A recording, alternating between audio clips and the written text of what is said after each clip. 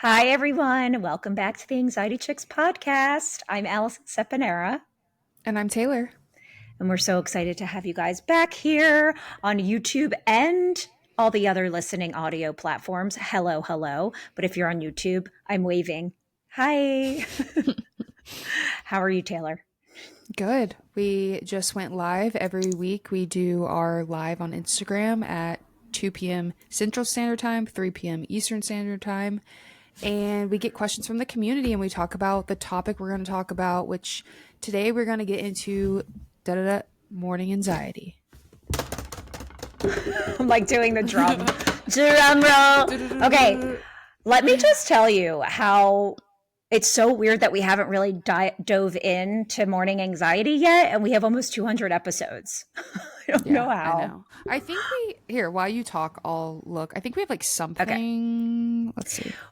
I know that we answered maybe some of the questions, but we have a couple episodes on like nocturnal panic attacks and nighttime anxiety and stuff like that at night, because for some reason, I just feel like nighttime is more of a dread time for me, but it's the opposite for a lot of people.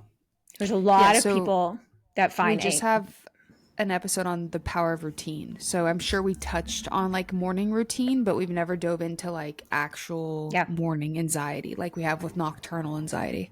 Yes. Yes. I have a whole bunch of notes. I have really good, like some research I've been reading on about morning anxiety, even though, there's a lot of stuff I know as far as people that are in my coaching program and my private practice that really do struggle.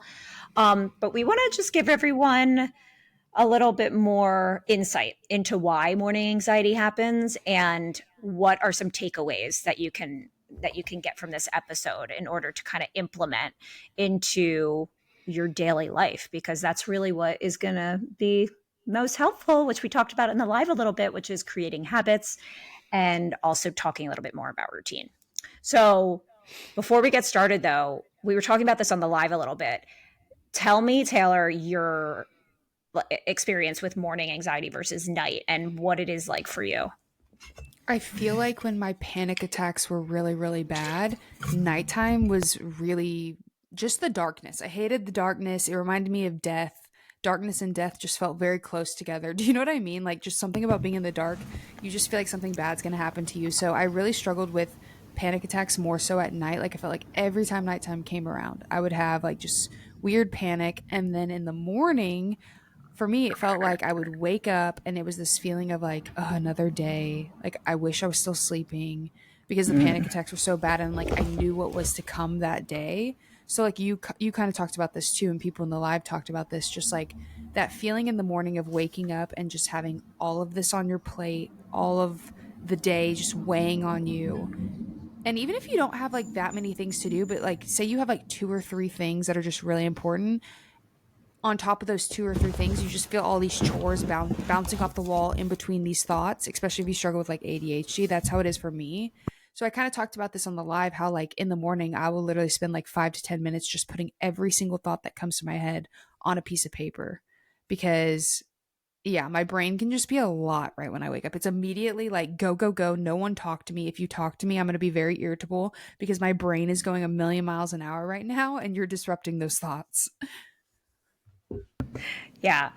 I'm just chuckling because that happens to me too. And I just feel like I didn't necessarily connect that annoyance about the morning to anxiety, but it definitely is related to that, because for me, it's the same thing. I am someone that struggles more with anxiety at night. I sort of have those racing thoughts that are very loud before my head hits the pillow. Just mostly about things I didn't get done yet, or recently they've been mostly about, am I going to sleep tonight? Because that's been, a whole thing for me since like perimenopause and all this stuff. Oh, Just like, oh my God, am I going to sleep? And then you get anxiety now, not knowing if you're going to sleep or not. Um, and so, but in the mornings, I have a pretty specific routine too that really gets me started, and I don't necessarily feel the anxiety I feel at night or other times of my life. But I do agree that if someone were to kind of come into that routine and try and break that somehow. Like if I, so I live by myself, right? I don't have a partner yet, but I can imagine like when I actually live with somebody, that's going to be hard for me. Yeah. It's definitely going to be hard for me. Sleep hygiene is huge for me. My bed is like a safe place for me. And that routine for me in the morning is huge. And so anything that's going to disrupt that is definitely going to cause more anxiety. So now that I talk about that, maybe that's why I'm scared to like get really involved with someone because then I have to share my space. What? You're going to mess up my Um, routine. right. Sorry. Can't be with you. No, I don't want to be your girlfriend. Um, but no, it's something that, but anyway, we'll go through that. We'll go through that if anyone else has those same type of like fears or like anxious moments. But I want to first get into really why anxiety happens in the morning for some people more often and what sort of is like the root of it.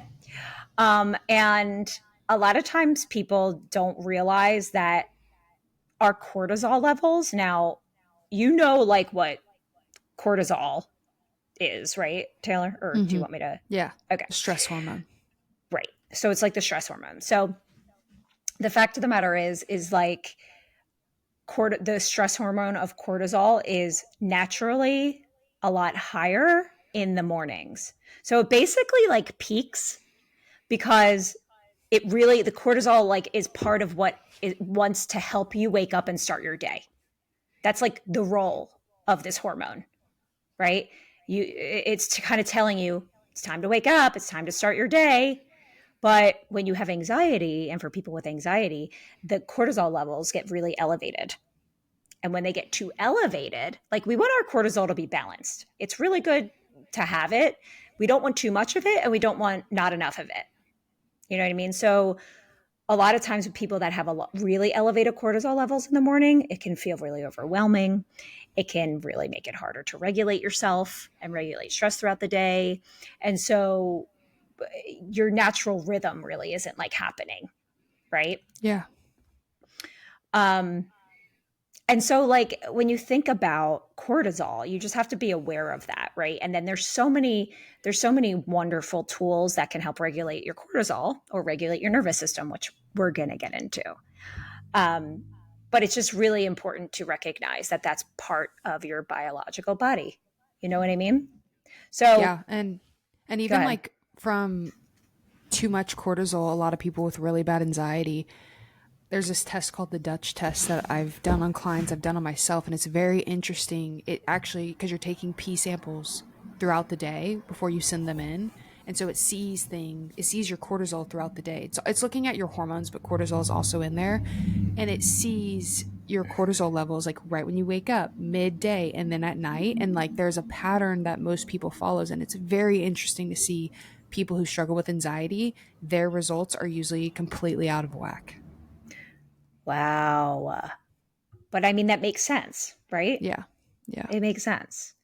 I A mean, you lot of have to, times you'll even see people like spike, and then obviously when you spike, your adrenal glands can't take anything else. And so you see a lot of people bottom out at times they shouldn't, which a lot of people feel around like 3 p.m. or so, like why they feel so tired and so just mm, completely mentally drained and worn out. It's because nothing is really flowing in that balanced way. It's just very extremes.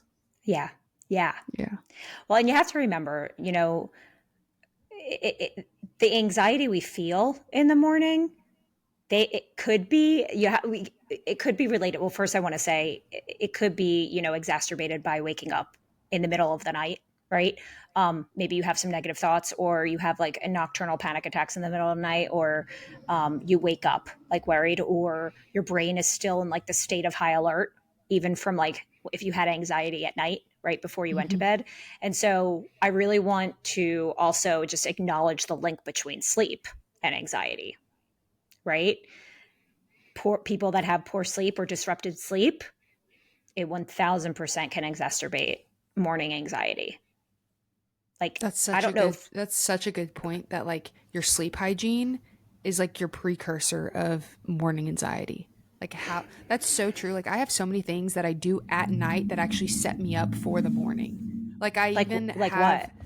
this is so crazy. But I mean it's not crazy. It's just like just how I operate to make one less thing be on my mind, because I feel like my mind can carry a lot at one time, and that's when I feel my most stressed. So it's like, what are ways I can take one thing off my mind? And so I even got these things off of Amazon that say Monday, Tuesday, Wednesday, Thursday, Friday, Saturday, Sunday, and they're these little dividers, and I have an outfit for each day. I know that sounds crazy, and it's like a little kindergartner. And my husband was like, "What are you doing?" And I go, "I'm Steve Jobs, okay? I'm Steve Jobs.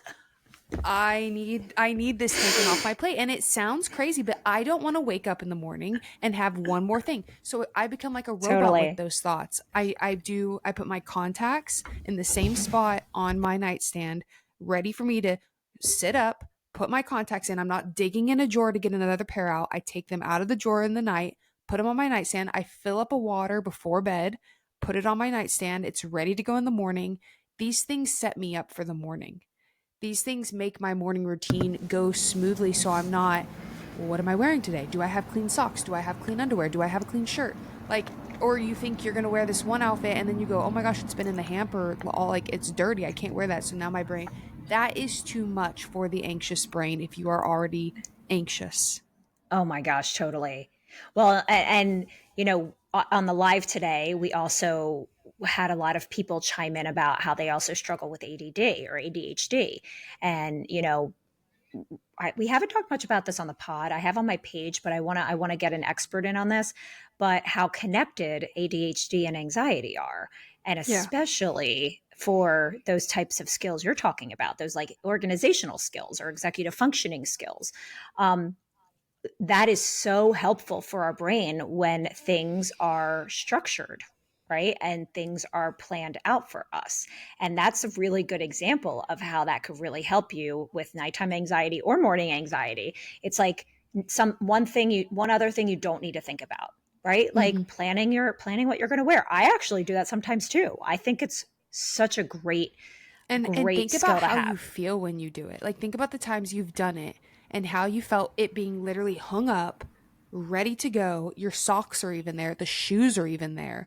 Yeah. I'm sorry, but there is a, you almost feel superior to the world when you have that set up for yourself. Like, Mm-hmm. if you want to be in a good mood, set up your outfit the night before and just be ready to go, because I'm not kidding, is a mood booster for me. Like, when I feel, because a lot of my anxiety, it's even like if my house is messy. If my house, that's another thing. Before bed, I do a 15-minute cleanup. I do it every night. Mm, It's just a 15-minute cleanup. Because, a lot of times we go to bed, we look at something on the counter and we're like, oh, I'm just so tired, right?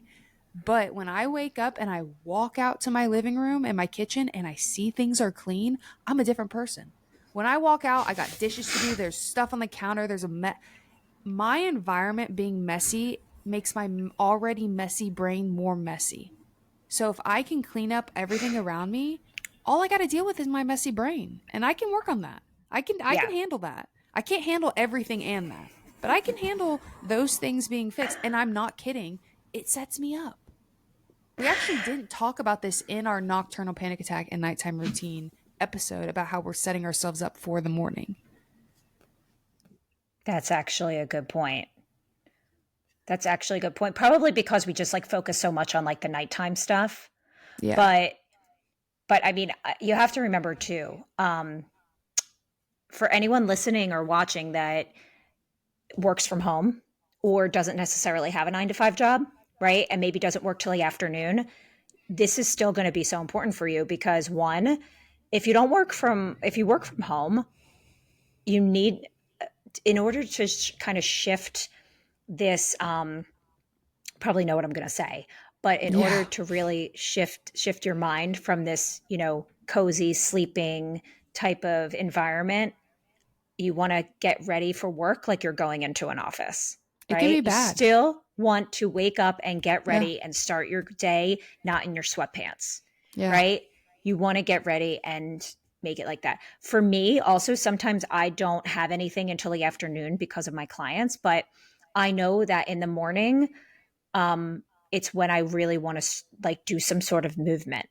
So whether I'm going to the gym or yoga or I'm taking a walk, now, I do have a pet, so it kind of forces me to get outside first thing in the morning. That's one great thing about having a pet or dog specifically. You don't really need to walk your cat, but having a dog, it gets me outside first thing in the morning, which is something we're going to talk about because getting sunlight within 30 minutes within 30 minutes of waking up, getting natural sunlight is going to increase those that serotonin level for you in your brain, which is another kind of happy chemical, serotonin and norepinephrine and dopamine.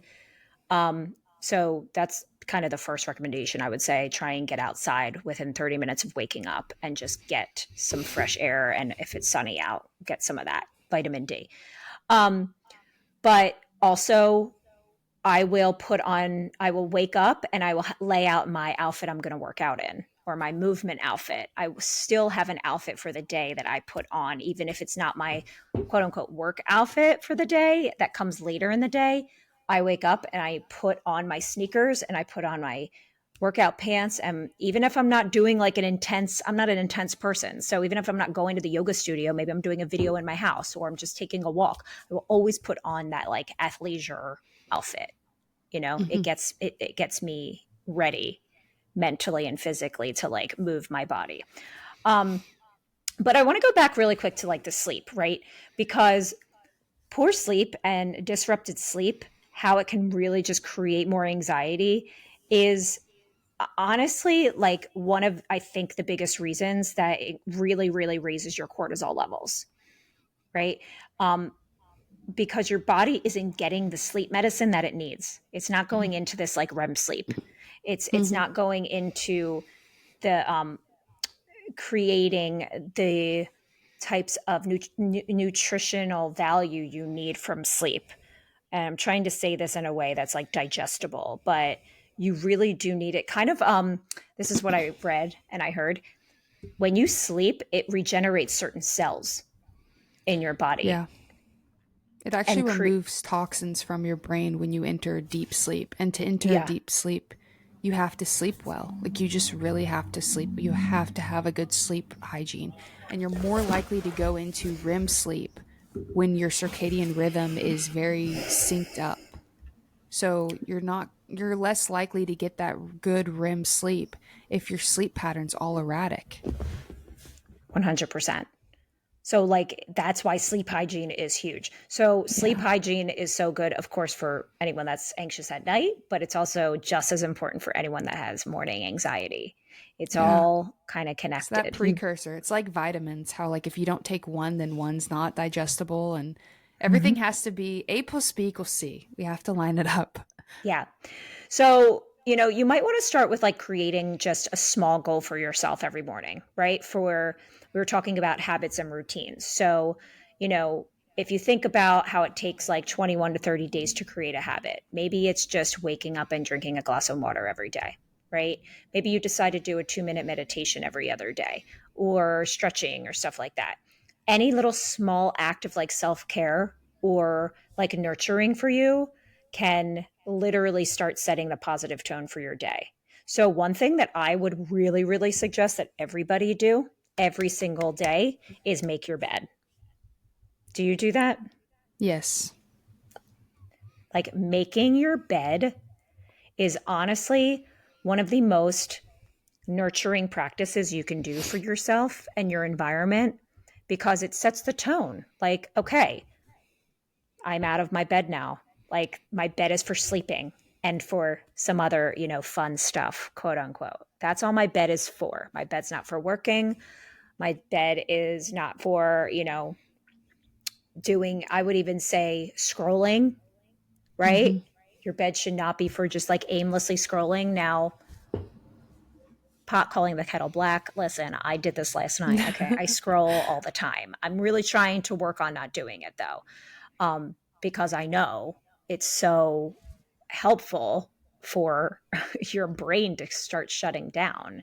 Hmm. And yeah, so just kind of like think about that, right? Like, what's one small step that you can make every morning that can kind of set your tone for the day, right? Um, okay, so to suggest a couple other things, being able to like have a gratitude list in the morning and at night is huge. Like leaving extra time in the morning to do a gratitude list. What are you thankful for? 3 to 5 things every day. leaving time in the morning to practice some breath work for 2 minutes, do a really short meditation or stretching for 2 minutes. These are all things that really you can incorporate into your time, especially if you are scrolling on your phone for 10 minutes. Mm-hmm. Replace that. Mm-hmm. Yeah. And like I said, gratitude is huge. Setting intentions are huge. So it takes practice to do this stuff. So maybe start the day by reflecting on what you're grateful for. Like I said before, right? Set an intention for how you want to feel or how you want to shift your mindset. It's really, really going to just start rewiring your brain, shifting your brain. And honestly, this is even if you got a really shitty night's sleep. Okay.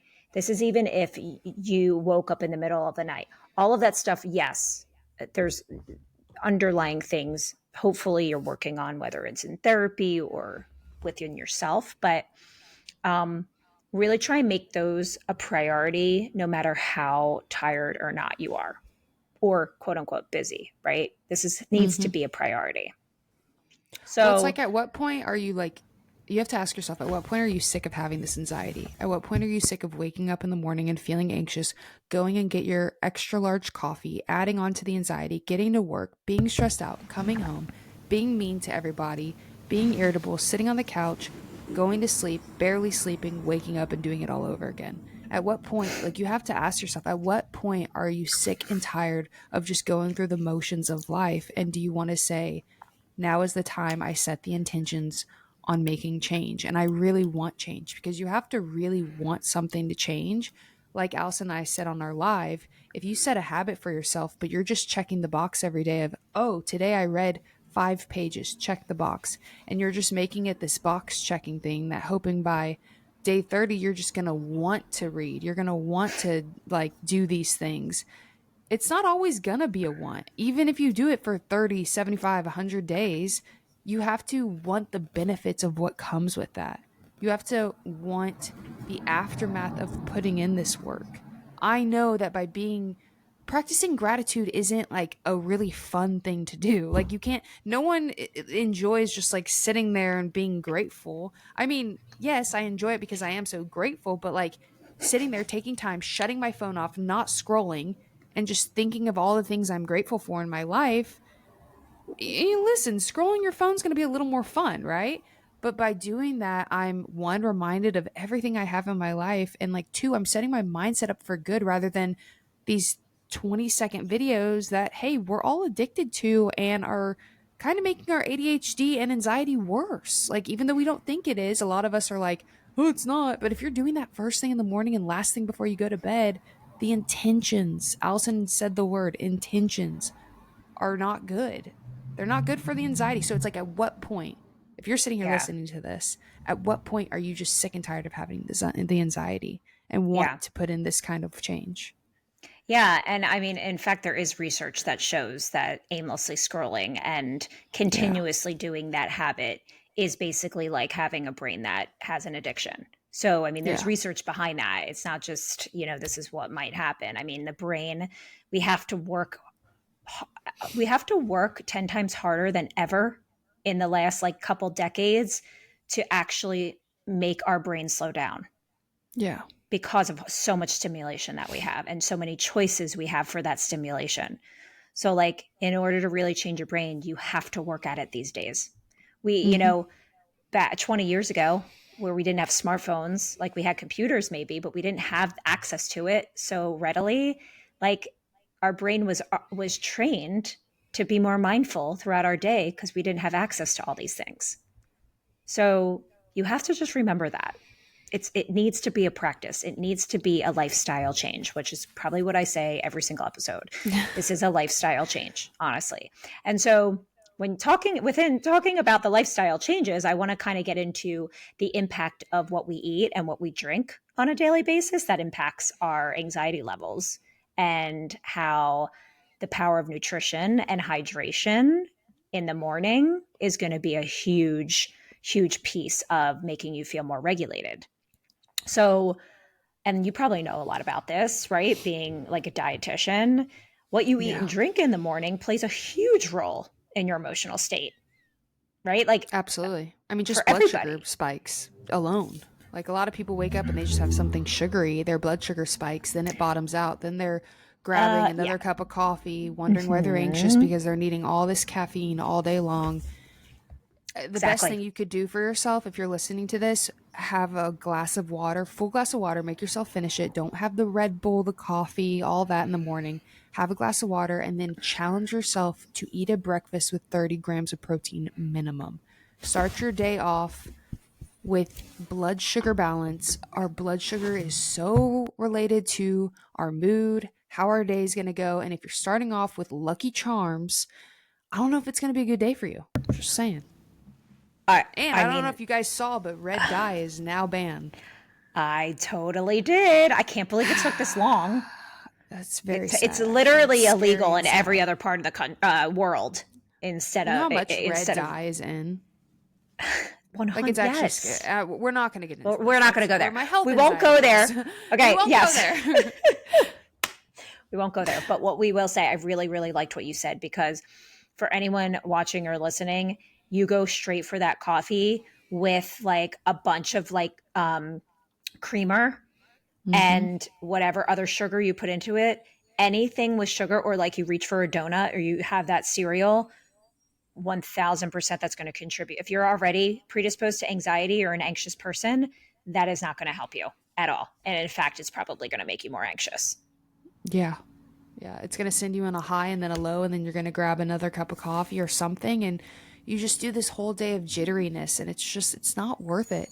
And no one's saying you can't have that cup of coffee, but like, do the water, balance the protein, take in a normal human dose of coffee, not these sugar latte, mocha frappuccino things people have nowadays that are basically, heck, looking into those, I would rather a bowl of ice cream, guys. I don't know why we're like using calories on that. Like, let's have a bowl of ice cream. Why are we putting our sugar content into just a coffee? I don't want something to taste like coffee that's sweet. Let's have a bowl of ice cream. Yeah. Like, the sugar Yeah. content's the same, but my point is, and Allison's point is like, your mood is so related to food. And I think we're starting to enter a mainstream talk on this. Like, I think there's a lot of changes coming. I think there's a lot of changes that have happened just in the last few months of people really fighting back on the food industry and just starting with the red dye. So, I mean, they've even linked 100%. that to So, ADHD. okay, 100%. Yes, Yeah. there's so much really connected now. But one thing I will say for anyone who's like, well, whatever, I'm so busy. I just need something like I can grab. I can't just make like a 20-minute breakfast. Like I can't do that sometimes. I get that. Like I get that. But there are so many ways to consider like nutrient rich meals in the morning that you can prep. Like you can do like overnight oats, right? Or oatmeal Mm-hmm. with like fruit and nuts. You can just grab an overnight oat. Smoothies are huge. Now that might take a couple minutes, but smoothies are so good. You put anything into that. Something like an avocado toast or something, I would say. Eggs are always healthy, of course. But something, and certain, you want to do the research on the ingredients, but of course certain like protein bars or different bars like that can be really good, but you want to look at those ingredients for sure too, because some of them can have high sugar and stuff too. I But think what I, also, like, if you're like, hey, Allison, I don't have even the time to prep. There are literally, there's a company that I use. Sometimes my weeks are so busy, I can't even think straight. Like I do with my clothing, I like to take one thing off my brain. Sometimes I'll be like, this week I'm ordering Snap Kitchen. I love Snap Kitchen. I love the quality food. This is not a sponsored ad. I wish they would sponsor us. And it's in my fridge. It's right there. You pop the lid off, you put it in the microwave for 2 minutes, and you have protein ready. There really is no excuse. It's not expensive. I get a whole week's deliver. Like, I get a lot of the chicken in bulk. I'll get the vegetables in bulk, and it comes with like 4 servings in that. So if I get that and then a few of the meals, if you price it out right, I spend like $75 to $85 for all these breakfasts and lunches for a whole week. oh my That's gosh. now I'm not getting huge servings. I divvy things up pretty well, and I get like the bulk proteins and all, like get a few things from the store and create a few things on the side sometimes. But Yeah. what I'm saying is like my cooking chicken takes a while, right? Like like you don't have the time always to just cook up some chicken. So I Right. have those in bulk, which is not expensive. I'll have some veggies, some fruit I'll get from the store, not from Snap Kitchen. But I'm just saying, like, if you hodgepodge all that together, you have a meal and it's done really quickly. Like I am barely in the kitchen during the day. At night, Yeah. sometimes I like to make a nice meal, but also I'll even like prep a dinner, like a soup. I love a bone broth soup and I put a lot of good stuff into it. I will have that for 4 nights. Like Oh, if there's a wow. will, there's a way. Like there is a way. And I use my Instant Right. Pot to do that. It takes me 18 minutes. It's easy. Mm, There's ways around it. It does totally. take research. And like Allison and I said, that word intentions and what you really want. Like I got to a place, and I know Allison got to a place, and I'm sure so many people listening to this, you get to a place where you just cannot take the anxiety anymore. You can't take the mental health up and downs anymore. You can't take the struggle anymore, and you're willing to do whatever it takes. Like they 100%. like and I even had a breakthrough recently. I went through a lot of stuff, lost my friend to suicide, and a Mm. lot of stuff just went wrong, right? Like life was like really stressful. This was in August. And I was like, what are some changes I can make? And I did make a couple extra changes. Hence ordering the Snap Kitchen, getting the things where I pick out my outfit, taking stuff off my plate. Sets you up for a great morning. I mean, honestly, I everything you just said there, if there's anything from this episode that is really what will start creating, like starting your day off, it is that nutrition piece, honestly. I mean, Yeah. because no, it's you just don't want to start off with all that sugar. You just don't. It's Mm-hmm. not good for your brain. It's not good for your body. And there are ways around that. So I would highly recommend, yes, everything that you just said. And another thing that a lot of people were talking about in the chat were that people tend to kind of like wake up with like all these racing thoughts, right? And how our brain tends to race as soon as we wake up if you struggle with anxiety, and how you kind of feel like you're in this fight or flight response, right? And you're almost like already thinking of the potential stressors for the day. You Mm-hmm. can just like it's just running around in your mind, and then it can trigger like all of these thought spirals and all of this stuff, right? It can just like snowball, Mm-hmm. and then you get into this like feeling of dread. And honestly, I think that's what really paralyzes a lot of people, those really intrusive types of thoughts in the morning, where it's like, oh my gosh, I have so much, like I'm seeing this, that I'm paralyzed. I feel like I don't even know where to start. You know what I mean? Yeah. So I think that can be really, really debilitating.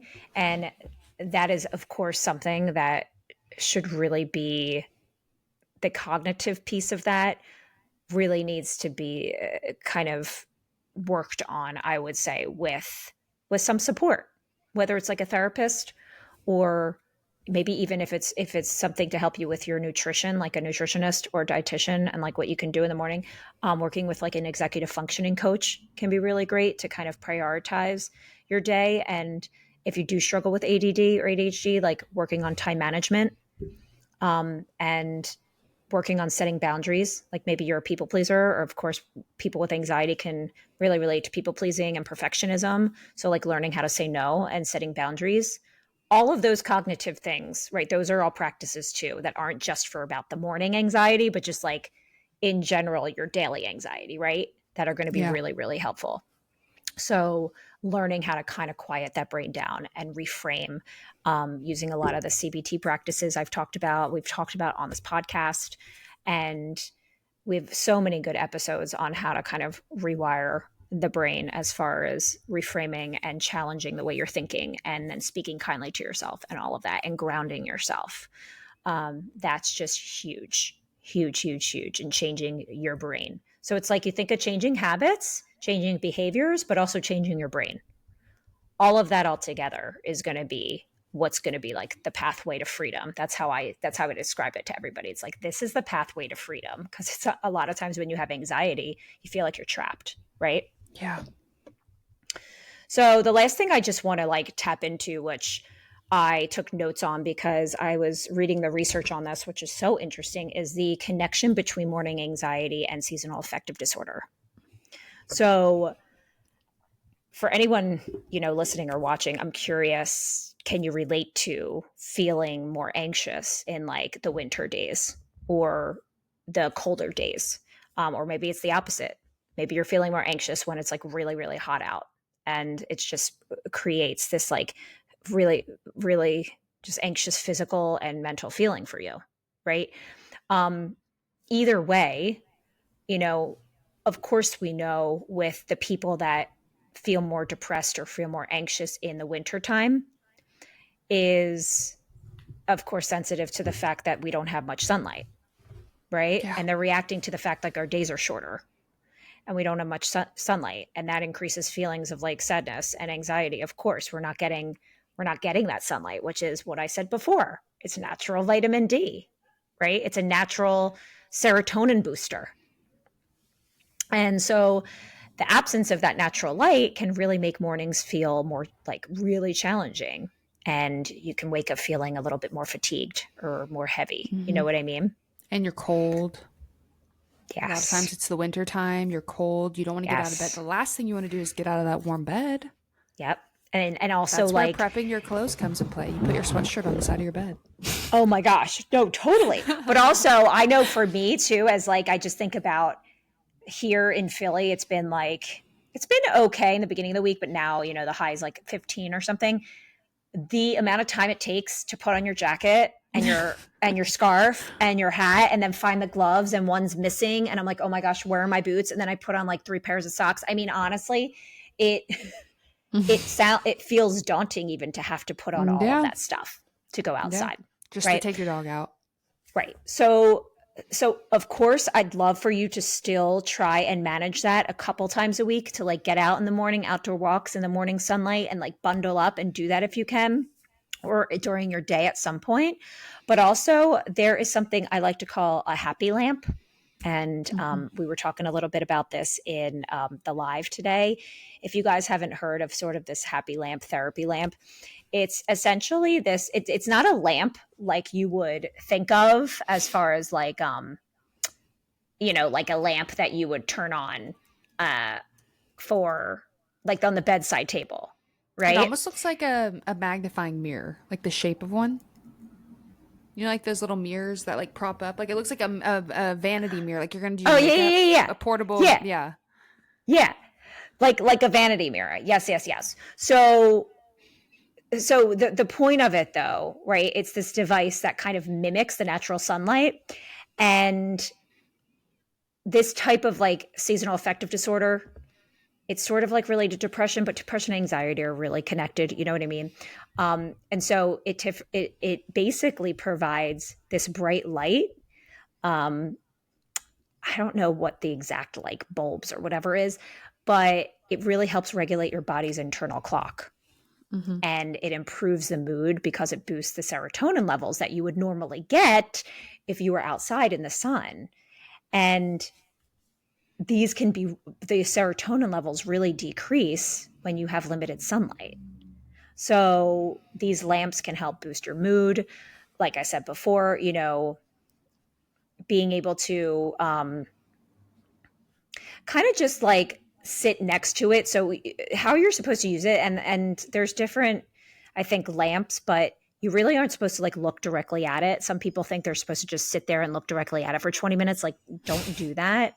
You literally, and it's only supposed to be used for like 20 minutes a day. It's not something you Hmm. just keep on like all the time. I think you can go a little bit longer too, but to really regulate your mood, you just keep it on and you sit kind of near it, close to it, next to it, or you have it on, maybe you're reading a book or something, right? And it's next to you, or you're doing some type of craft or you're cooking or something like that. And you just have the lamp on next to you.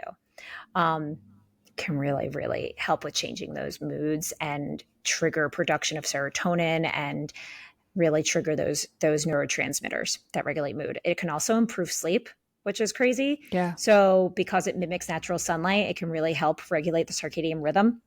So it makes it easier to fall asleep, and that makes it easier to wake up refreshed, right? And then the lamps also have been shown to increase energy.